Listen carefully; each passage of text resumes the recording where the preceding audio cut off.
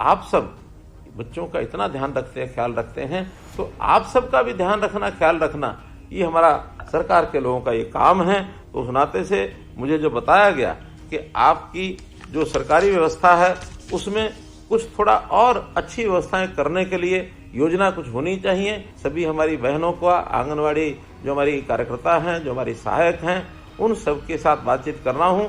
मैं स्वयं उनको बताऊंगा कि हमने जो उनके मानदेय हैं तो आज से उसको बढ़ाकर मैं 14,000 रुपया देने की घोषणा करता हूं। तो आप जैसा बच्चों का ध्यान रखते हैं, निश्चित रूप से सरकार वो भी आपका ध्यान रखती है। तो बच्चों की दुनिया, बच्चों का इस संसार जितना खुशहाल होगा, जितना सुखी होगा, जितना इनका ध्यान रखा जाएगा, उतना अपने देश का जो भविष्य है वो उज्जवल होने वाला है। मुख्यमंत्री मनोहर लाल ने चंडीगढ़ में सीएम की विशेष चर्चा कार्यक्रम के तहत ऑडियो कॉन्फ्रेंसिंग के माध्यम से आंगनवाड़ी कार्यकर्ताओं के साथ सीधे संवाद करने के दौरान आंगनवाड़ी कार्यकर्ताओं एवं सहायिकाओं को बड़ी सौगात देते हुए मासिक मानदेय में बढ़ोतरी, सेवानिवृत्ति पर मिलने वाली राशि में वृद्धि करने सहित कई घोषणाएं की। उन्होंने 10 वर्ष से अधिक अनुभव वाली आंगनवाड़ी कार्यकर्ताओं का पारिश्रमिक 12,661 रुपए से बढ़ाकर 14,000 रुपए प्रति माह करने की घोषणा की। इस कार्यक्रम के माध्यम से मैं हरियाणा भर की सभी आंगनवाड़ी में काम करने वाली अपनी बहनों को नमस्कार करता हूं और साथ ही इस सप्ताह भर के हमारे त्योहार, उत्सव, दिवाली, उसके बाद भाई दूज और आने वाला कल छठ पूजा का कार्यक्रम, इसकी भी बहुत बहुत बधाई देता हूं। मेरी प्यारी बहनों, हमारा जो काम है आंगनवाड़ी, इस नाते से जो बच्चों की सेवा हम करते हैं, बच्चों की देखभाल करते हैं, अपने आप में एक बहुत महत्वपूर्ण काम है। अपने समाज में जो माताएं अपने बच्चों को, कई बार कामकाजी महिलाएं होती हैं, घर पर छोड़ सकती नहीं है, उनकी देखभाल करने वाला भी कभी नहीं होता है कोई। और वैसे भी सरकारी आंकड़ों के हिसाब से जो बच्चे हैं, खास करके 6 वर्ष से कम आयु के, उनका कई बार स्वास्थ्य की दृष्टि से, सुरक्षा की दृष्टि से, न्यूट्रिशन की दृष्टि से बहुत ध्यान रखना होता है। इसीलिए भारत सरकार की योजना, जिसमें आंगनवाड़ी का एक प्रारूप ये बनाया गया, जिस आंगनवाड़ी की देखरेख करने के लिए वहां एक आंगनवाड़ी कार्यकर्ता और एक सहायक और उन सबको सुपरवाइजर के नाते देखरेख करने वाली हमारी बहनें, एक बहुत बड़ा जाल देश भर में ये फैला हुआ है। अपने प्रदेश में भी 25,000 से ऊपर ये आंगनवाड़ी इस समय काम कर रही हैं। इन आंगनवाड़ियों में कहने को तो ये आंगन है, लेकिन इसका महत्व एक माँ समझ सकती है कि माँ बच्चे को प्रारंभ में पालती है और पालने के साथ साथ जैसे ही 1-2 वर्ष का होता है तो वो पहले रेंगने लगता है और बाद में आंगन में जाकर के खेलने लगता है। आंगन का महत्व उस बच्चे के लिए बहुत महत्वपूर्ण होता है, जिसको सीमाओं में भी रखना होता है, उसका पालना पोसना भी होता है और उसकी पूरी सुरक्षा भी करनी होती है। तो इसी प्रकार से हमारा जो परिसर है आंगनवाड़ी, इसमें उस गांव के, उस मोहल्ले के जो छोटे बच्चे 3 वर्ष से 6 वर्ष तक के, वो हमारे आंगनवाड़ी में आते हैं और उन आंगनवाड़ी के अंदर उनकी देखरेख हम भी एक ममता के साथ, प्यार के साथ वैसा ही करती हैं जैसी एक माँ अपने बच्चे के लिए करती है।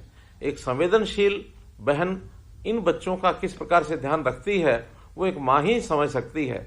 तो इसीलिए इस व्यवस्था में सभी बहनों को ही लगाया गया है ताकि बहनें अच्छी प्रकार से इसकी देखभाल कर सकें। अगर माँ के बाद बच्चे के पालने में किसी का अगर रोल आता है तो आपका आता है। एक बड़ी बात, आखिर आंगनवाड़ी सभी सरकारी व्यवस्थाओं में चलती है और सामान्यतः समाज में देखा गया है कि इन सरकारी व्यवस्थाओं पर लोगों का विश्वास नहीं होता, लेकिन आपके ऊपर कितना विश्वास है कि एक बच्चा जो माँ का एक जिगर का टुकड़ा होता है और उस बच्चे की पूरी भरोसा करके आपके जिम्मे छोड़ करके जाती हैं कि आप सुबह से सायकाल तक उस बच्चे का ध्यान रखेंगी। तो एक बहुत बड़ा एक विश्वास का, एक बहुत बड़ा एक भरोसे का ये काम आप कर रही हैं, बहुत सराहनीय ये काम है। अब इस काम में कितनी कठिनाइयां आती होंगी, मैं तो एक उदाहरण के साथ आपके सामने ये विषय रख सकता हूं। मैं भी जब अपना स्कूल और कॉलेज जाने का समय था, उस समय एक संस्था से जुड़ा हुआ था और उस संस्था के माध्यम से कुछ बच्चों के लिए काम किए जाते थे। तो एक उस संस्था के माध्यम से बहुत बड़ा शिशु संगम ये लगाया गया और हम चूंकि संस्था के कार्यकर्ता थे तो हमको उस शिशु संगम में व्यवस्था का काम दिया गया और वो बच्चे, छोटे बच्चे 5 साल से 8 साल 9 साल तक के, उसमें 3 दिन तक व्यवस्था में रहने के बाद पता लगा कि बच्चों की कितनी कठिनाइयां होती हैं। बच्चे कई बार वहीं गंदगी कर देते हैं, बच्चे कई बार रोने लग जाते हैं, बच्चे को छोटी मोटी तकलीफ हो जाती है, तो कैसे उनके कपड़ों को भी साफ करना, समय पर उनको जो आवश्यकता चीज की होती है उसको देना, पिलाना। अब ये एक कठिन काम जो आज से लगभग मैं कह सकता हूं कि 50 साल पहले जिसका अनुभव मैंने किया था कि उन छोटे छोटे बच्चों की 3 दिन तक की जो सेवा की, उन बच्चों की आयु तो 5 से 8 वर्ष थी, लेकिन आप तो 3 और 6 वर्ष के बीच के बच्चों का ध्यान रखती हैं। बहुत ही ये सराहनीय काम है उन बच्चों को संभाल कर के रखना। जिस भवन में हम उन बच्चों को रखते हैं, अर्थात जो आंगनवाड़ी होती है, वहां भी एक सुरक्षित भवन उसकी आवश्यकता होती है। कभी कभी तो उसके अभाव में हम लोग काम करते हैं, कभी उसकी छत खराब होती है, कभी वहां लाइट नहीं है, तो कभी वहां प्रकाश की व्यवस्था, कभी पानी की व्यवस्था नहीं है, कभी वहां शौचालय नहीं है। हालांकि सरकार की ओर से इन सब चीजों का ध्यान रखा जाता है, फिर भी हजारों की संख्या में आंगनवाड़ियां, कहीं ना कहीं तकलीफ तो आपको जरूर आती है, फिर भी उसमें से आप रास्ता निकालते हैं। तो निश्चित रूप से ये जो बचपन को संभालने वाली और तराशने वाली आंगनवाड़ी कार्यकर्ता, इनसे आज मैं बात कर रहा हूं, मुझे बहुत प्रसन्नता हो रही है और आपका मैं अभिनंदन करता हूं। मुख्यमंत्री ने कहा कि पर्यवेक्षक के पद के लिए आवश्यक पात्रता और न्यूनतम योग्यता के आधार पर 10 साल के अनुभव वाली आंगनवाड़ी कार्यकर्ताओं में से योग्यता सह वरिष्ठता के आधार पर पदोन्नति के लिए पर्यवेक्षकों के 25% पद अलग रखे जाएंगे। वैसे बच्चों के बारे में अगर विचार करें तो एक बच्चा आज का बच्चा है, कल का वो एक नागरिक है, हमारे भविष्य का वो एक नागरिक, देश को कहीं भी आगे बढ़ाने वाला, समाज को कहीं आगे बढ़ाने वाला। बचपन में कुछ नहीं पता होता, लेकिन बचपन में जैसी उसकी परवरिश हो जाए, जैसे उसको संस्कार मिल जाए, जैसा उसका ज्ञानवर्धन हो जाए, जैसा उसका शरीर बलशाली हो जाए, तो वही बच्चा आगे चल करके एक अच्छा नागरिक बनता है। तो अच्छा नागरिक बनने के लिए नींव मजबूत होनी चाहिए और उस नींव को मजबूत करने के लिए आप जो उनका काम कर रहे हैं बहुत ही सराहनीय है। उनके पोषण की आप व्यवस्था करते हैं। इस पोषण व्यवस्था के लिए भारत के प्रधानमंत्री जी ने जो पोषण अभियान चलाया, उस पोषण अभियान चलाने के अंदर बहुत सा सामान वो आपको दिया जाता है ताकि आप बच्चों को पका करके उस सामान को खिलाएं। जो बच्चे आते नहीं है, घर पर रहते हैं, उनके घर पर उस भोजन को आप पहुंचाते हैं और उस पोषण के व्यवहार के साथ साथ उनका सारा एक प्रकार से बच्चे का नाप तोल, उसका कद कितना हो गया, उसका वेट कितना हो गया, फिर उसको टीकाकरण भी किया जाता है ताकि उसको कोई प्रारंभिक जो बीमारियां लगने वाली हैं वो बीमारी भी न लगे। इस काम को भी आपको लगातार जो है उनके लिए वो करना पड़ता है। बच्चों को सफाई, ये सफाई सिखाने का काम ये भी आखिर उन बच्चों को बच्चों के लिए करना पड़ता है और बच्चे सफाई कैसे रखें ये भी सिखाना पड़ता है, क्योंकि बचपन में जो आदत, जो संस्कार बालक की हो जाए, जीवन भर वही रहता है। जापान के विद्यालय का मैं आपको उदाहरण देता हूं। जापान में जब भी बच्चा अपने प्राथमिक शिक्षा ग्रहण करने के लिए ऐसे शिशु वाटिका में जाता है तो वहां सबसे पहले जहां वो बैठता है वहां उसके आसपास जगह साफ है कि नहीं है, जिस बैग को वो लेकर के वहां जाता है उस बैग साफ है कि नहीं है, वहां जहां बैठता वहां का फर्श और दीवारें साफ है कि नहीं है, उसको पहले चेक करने के लिए लगाते हैं। अगर ज्यादा अस्वच्छता है, गंदगी है, तो वहां के कर्मचारी साफ करते हैं, लेकिन अगर छोटी मोटी व्यवस्था है उन बच्चों को ही कहा जाता है कि बेटे अपने आसपास की जगह को साफ रखिए। अब ये कोई काम नहीं होता, लेकिन एक संस्कार होता है कि बच्चों को स्वच्छता कैसे रखनी है। बच्चा अपना नाखून काटता कि नहीं काटता है, बच्चा कपड़ा पहन के आया है तो वो साफ है कि नहीं है। उनके माता पिता को हम बुलाते हैं, बताते हैं कि आपके बच्चे को साफ रखना है तो घर से सफाई करके उसको साफ तैयारी करके भेजिए। तो एक संस्कार के नाते से ये बहुत बड़ी चीजें आप बच्चों के लिए करते हैं, क्योंकि बड़ों को समझाना ये बड़ा आसान है, लेकिन बच्चों को समझाना ये कहीं कठिन है। आप इस कठिन काम को जो करते हैं और इसके लिए आपने उनका जो कुल मिलाकर के संभाल करते हुए, जैसा मैंने बताया कि उनका डाटा भी आप तैयार करते हैं। अभी तक डाटा हम अपने रजिस्टर पर ये रखते रहे हैं, लेकिन अब आपको मोबाइल के साथ ऐप भी दी गई है कि आप उस डाटा को अपडेट करिए, और हर दिन अपडेट करेंगे तो उसका डाटा एक सर्वर में जाकर के और एक प्रकार से जानकारी सबको मिलती रहेगी, और एक प्रगति कैसी हो रही है इसका भी हम ध्यान रखेंगे। तो कुल मिलाकर आप बच्चों का ध्यान रखते हैं, उन बच्चों की प्री स्कूलिंग एक्टिविटी, खिलौने आदि से खिलाना, खिलौने बनाना, ड्राइंग करवाना, पजल गेम्स आदि ये सब सिखाना, ये उनके गुणों में वृद्धि करती है और भविष्य एक अच्छी नींव के साथ आगे बढ़े। तो आप जैसा बच्चों का ध्यान रखते हैं, निश्चित रूप से सरकार वो भी आपका ध्यान रखती है। आपकी भी कोई कठिनाई हो उसको सरकार निश्चित रूप से और ठीक करती है। बच्चे तो जैसा देखते हैं वैसा वो सीखते हैं। एक बार एक कहानी के माध्यम से अगर इस बात को समझना हो तो एक माता पिता अपने बच्चे को बैठे हुए ड्राइंग बनाते हुए देख रहे थे, और बच्चा एक कागज लेकर के अपनी जगह बैठे एक पेंसिल से कागज के ऊपर ड्राइंग बना रहा था। सेंटर में, कागज के सेंटर में वो बड़े बड़े डिब्बे, एक डिब्बे के साथ दूसरा, दूसरे का तीसरा, तीसरे का चौथा, ऐसे वो डिब्बे बना रहा था और डिब्बों में भी लाइनें खींच रहा था। बाद में थोड़ी देर बाद उस बच्चे ने उसी कागज के कोने पर छोटे छोटे डिब्बे बनाने शुरू किए और वैसी भी उस पर लाइनें खींच दी। माता पिता बड़ा खुश हो रहे थे कि देखो हमारा बेटा छोटी आयु में भी कितनी अच्छी ड्राइंग ये कर रहा है।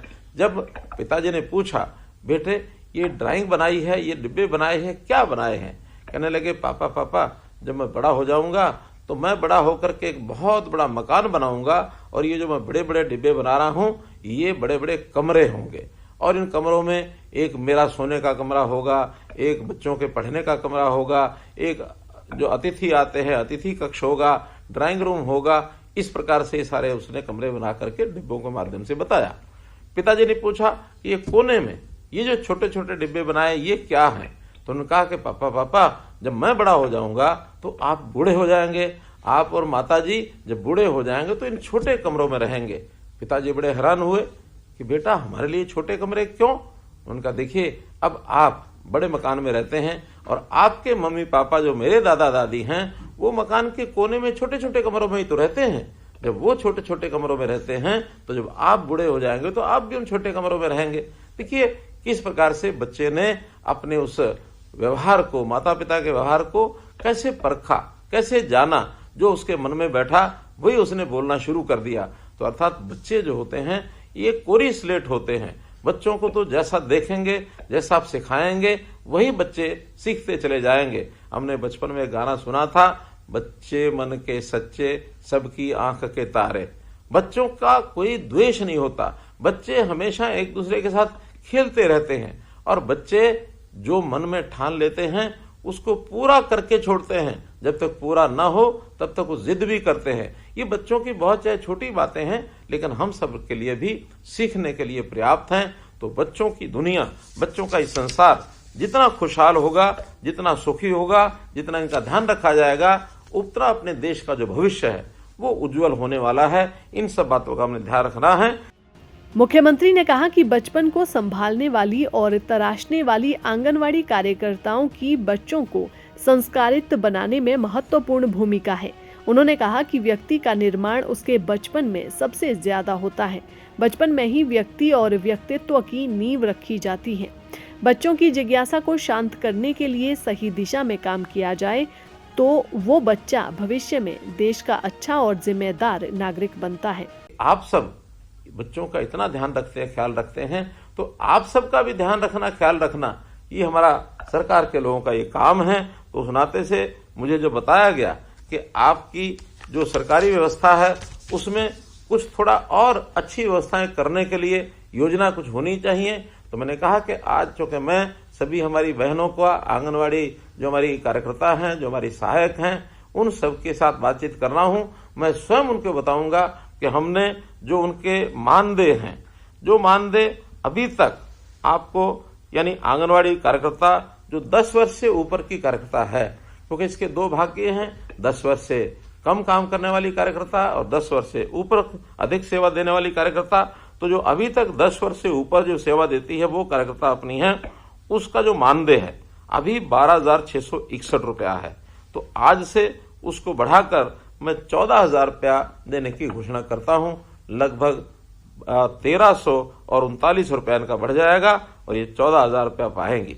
इसी प्रकार जो 10 वर्ष से कम काम की जो सेवा जिनकी हुई है या फिर जिनको मिनी आंगनवाड़ी कार्यकर्ता हम कहते हैं, तो मिनी आंगनवाड़ी कार्यकर्ता और 10 वर्ष से कम काम करने वाली ऐसी हमारी जो कार्यकर्ता हैं, इनका अभी तक का मानदेय है 11,401।